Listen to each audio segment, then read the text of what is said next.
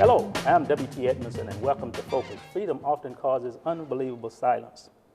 Well, of course, the intent of Focus is to inform, educate, and motivate our viewers to action. Our guest today is Mr.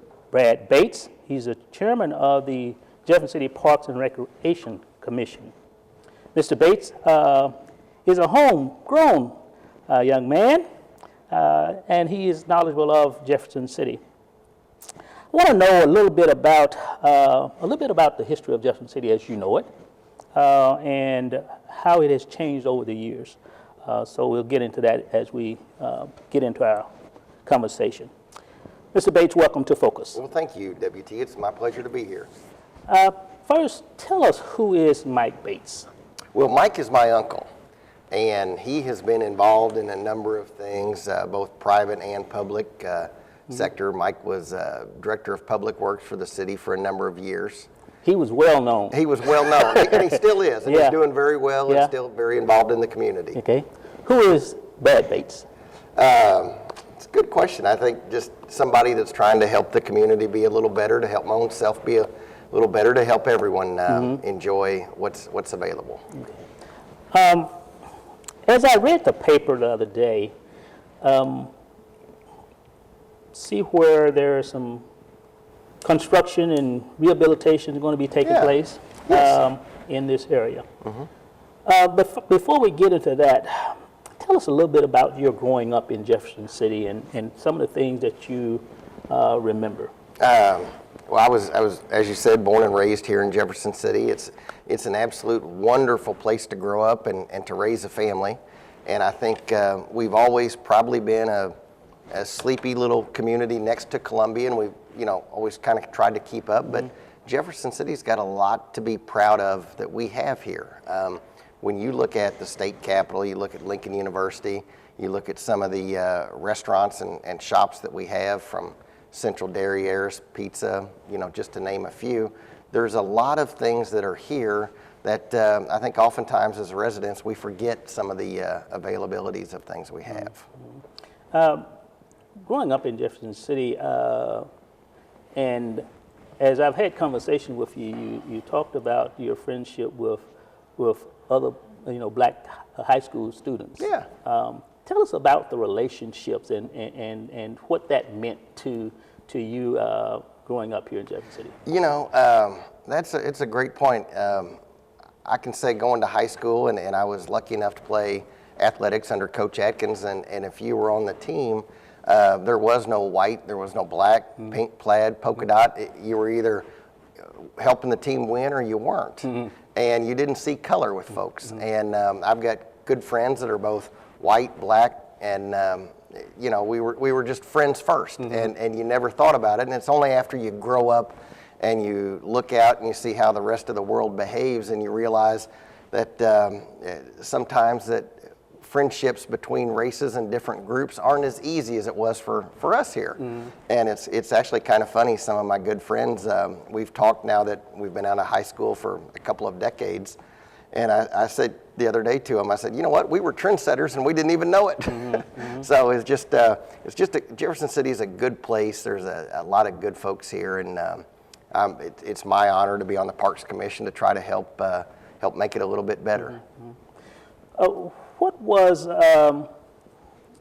Jefferson City like as far as what is considered to be the foot area when you were growing up? The foot area, it was a little before my time. I was born in 1969, and I know the foot was actually nationally renowned, as Sports Illustrated listed it at one time of one of the top 10 places for a pickup basketball game. And it had a vibrancy and a life to it, but over time through the 80s and 90s, I think whenever Lincoln University needed excess parking and it became a parking lot, that area just kind of died as far as any type of activity or athletics. Okay. You have been relatively engaged in civic activities in Jefferson City for a number of years.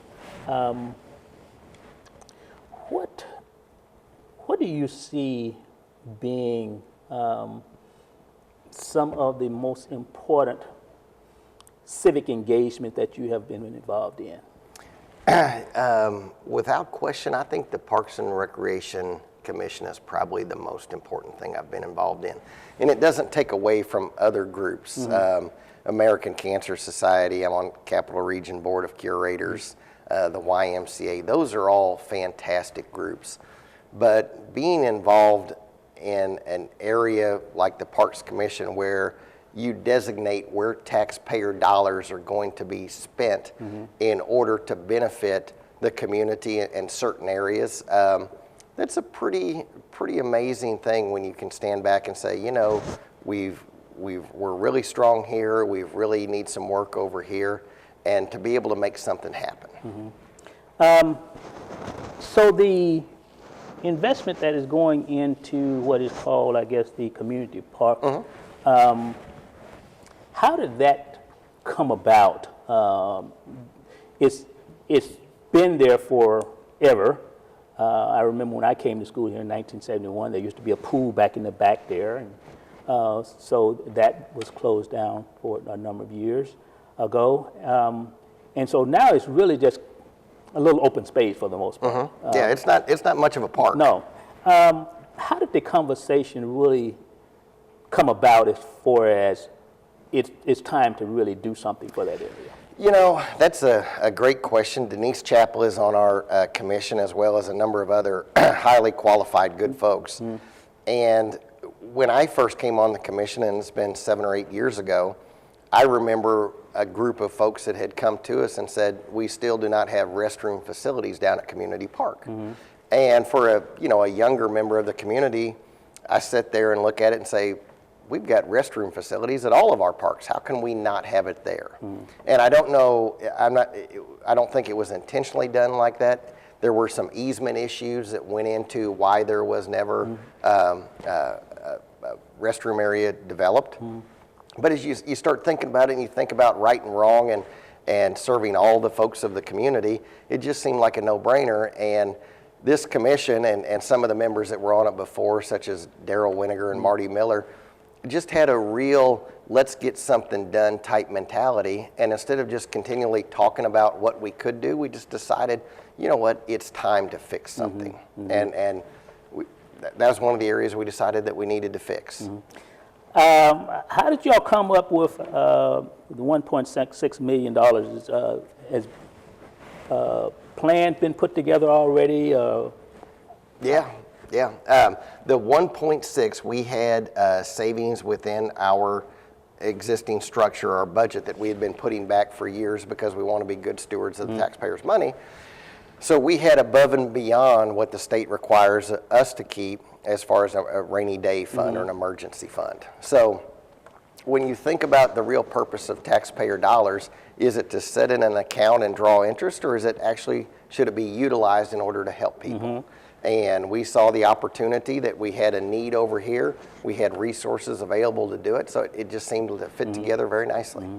So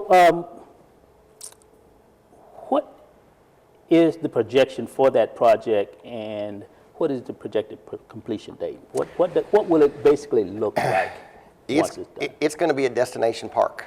And when I say destination, people will come to utilize that park. It's not going to be like anything else we have in Jefferson City, which, they're good parks, but most of the parks are similar in nature. They have the rubber matting and they have some type of, recreational type equipment. This is going to have a ropes type pyramid climbing structure that will be the largest in Missouri. And some of the other parks where this type of recreational thing has been put into place, people come from all over to utilize it. So we're going to have that. There's going to be zip lines. There's going to be an enclosed structure where you can get in out of the rain and play checkers or what have you. There's going to be a little splash pad that it's going to be something for everyone. And it's really going to be a neat place.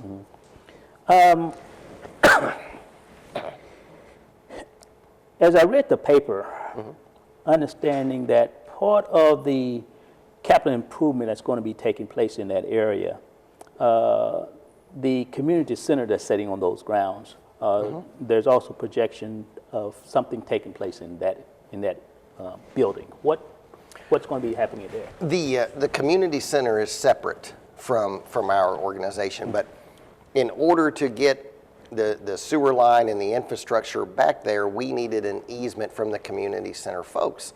Plus, they have that beautiful wide open green space. So we're going to do a little bit of work on their side of the line in order for exchange for the property, in order to get the proper utilities laid for the project. Oh, okay. So, I mean, you know, it's Jefferson City helping Jefferson City is what it came down to. It's going to be a neat project. So, are there plans in the construction to do something about, because that area always floods when tremendous rain comes, that area always floods. Right. It's going to be graded. We've got the engineers. They're working as far as runoff and where we'll put the drain to make the water go this way or that way, and it should be taken care of. Knock on wood. I'm very hopeful for it. Okay. As you think about what it's going to do for not only the immediate east side area where it's located, what do you think it's going to do for the overall community?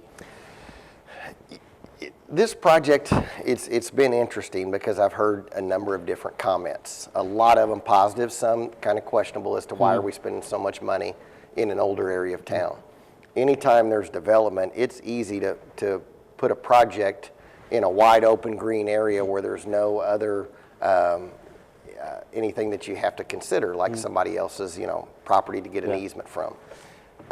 In my opinion, this being a destination type park, Community Park within 1 mile radius has 11,000 people that live within this area. Of all of our parks in the park system, this is by far the greatest density of any of them. To not even have a presence in that area where all those folks can utilize it, that's a travesty. So you take that area, you make it a destination park where people are coming and going to that area. In my mind, you're going to have a great mix of folks from Jefferson City. White, black, rich, poor, doesn't matter. Just people that are coming out to have a good day with their family and may want to participate in some of the park's activities. Well, that area, especially the community center, it carries a lot of history there. Yeah. As I was doing a little research, I see where Mr. Duke Diggs in 1942 built that facility and donated it to the community. Wow. So the thing here is that building itself carries a lot of respect. Right, right. Because one is anytime you have an entrepreneur who gives something away and say, this is for the community. It's rare. It means a lot. It means a lot.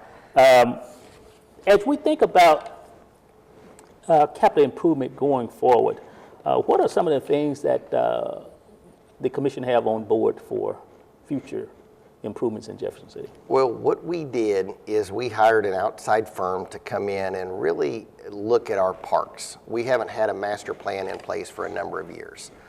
And if you don't plan for something, all of a sudden everything starts to become sporadic. It just becomes an emotional decision as opposed to a planned decision. So we had this firm come in. They analyzed all of our parks, had numerous gatherings where people could come and talk about what needs they had or what wants they wanted to see in their parks and what activities that we weren't offering. And it became pretty clear in our parks that we had some areas where we've done a fantastic job of our offerings, and there's great rewards being had.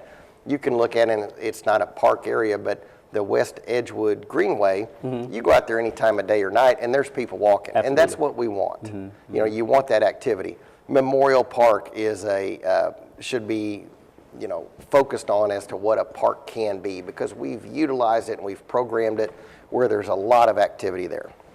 On the other side, we have other parks that are older that haven't seen the investment and that haven't been brought up to the 21st century. We've got two choices. We can either let them continually decline, or we can invest in them and make them an attraction as well. So some of the parks that we looked at that were most in need, McClung Park was one of them, which isn't that far from community. And I know you say, well, they're less than a mile, and that's two pretty good sized investments, but they really serve two different areas. McClung Park has the old, they call it a dance hall, which is the pavilion. Right. It's a great structure. It's got solid bones, but if you go in there, it's from the 1980s. I mean, there's nothing that you're going to walk in and say, wow, this place looks great. Yeah. So we're going to completely remodel and redo that. And we're hoping that it's our most rented facility. We're hoping that it'll become a real destination place that people will want to come for a birthday party or, you know, to rent out for an anniversary or something. But it's going to be something that you're proud to be at. And we'll extend the deck off of the north side so that you'll have a beautiful view of the Capitol. And, you know, for an evening wedding to be able to look out and see the Capitol, that'll be a nice deal. One of the other parks that is got a lot of potential is Riverside Park. And we have the amphitheater out there currently. I don't know if you've seen the amphitheater lately. It's not exactly in its prime condition. The folks that came and looked at all of our parks looked at the amphitheater and they said, you know, this thing really is almost a hazard to a lot of folks. It's not ADA compliant. We don't have the electrical structure to be able to do any big production. So we have a choice. We can either just forget about it and let it rot, or we can redo it. Well, there's enough interest in the community through different groups that have hosted things out there. And most recently, Cork, the restaurant uptown, had a Halloween special out at the Riverside Amphitheater and drew 700 people. Wow. And I think to myself, we're bringing in porta potties and we've got generators to get enough electricity. What would happen if we actually had a really nice structure there? So that's going to be something that we're really excited about, because in our community there are no other amphitheaters.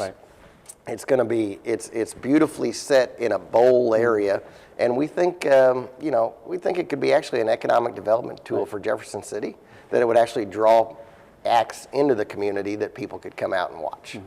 So just a couple of things.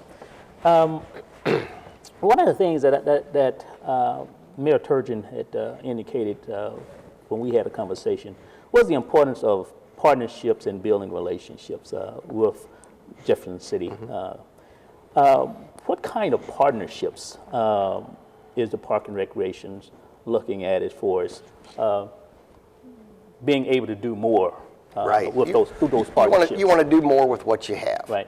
And, you know, you talk about what Jefferson City was when I was growing up, when the state was getting their 4% raises and everybody was doing well. You had, and I'll take an example of the tennis courts. You had the YMCA that had their tennis courts, Lincoln had theirs, Jefferson City High School had theirs, and the Parks and Rec had theirs. 4 separate sets of courts. None of them that you would probably say are really an outstanding, you know, area. And they all just kind of, you know, meandered along and never really exploded as far as activity. So you see now that Jefferson City closed their tennis courts. Lincoln was having some issues with theirs, and the Parks and Rec had ours at Washington Park that really didn't do a whole lot. So we partnered with Lincoln University for those tennis courts at Lafayette, and we lined them with pickleball, and you can go there almost any night during the summer and see people playing tennis or pickleball or kids running around. It's beautiful. So Lincoln University's been a big partner, especially with the Link. But looking beyond that, we also look at groups that are like-minded, recreational type focused. And of course the YMCA is right there with a lot of the same type offerings that we have. The high schools, Helias and Jefferson City, both have kids, you know, activities galore for their students. So it only makes sense that the Parks and Rec can figure out of how could we combine our dollars with others in order to make something really nice. How is the Parks and Recreation, how is that funded?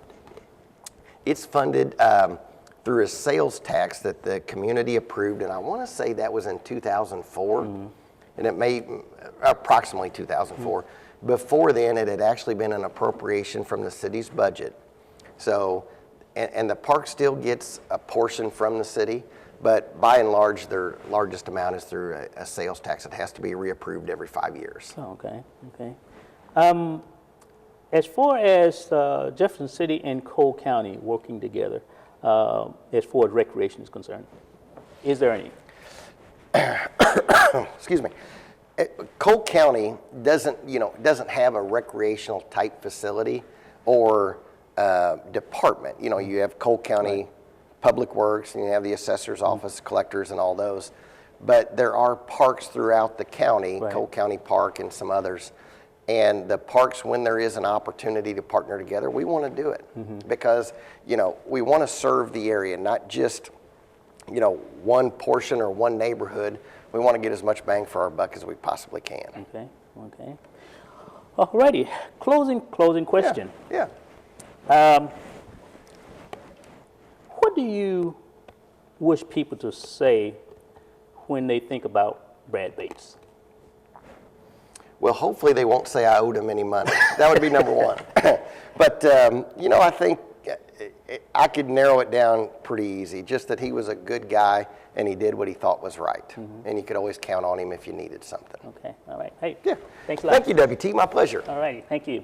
We thank you for joining us today. We've had a conversation with Mr. Brad Bates, the chairman of the Parks and Recreation Commission. We'll see you next time. God bless.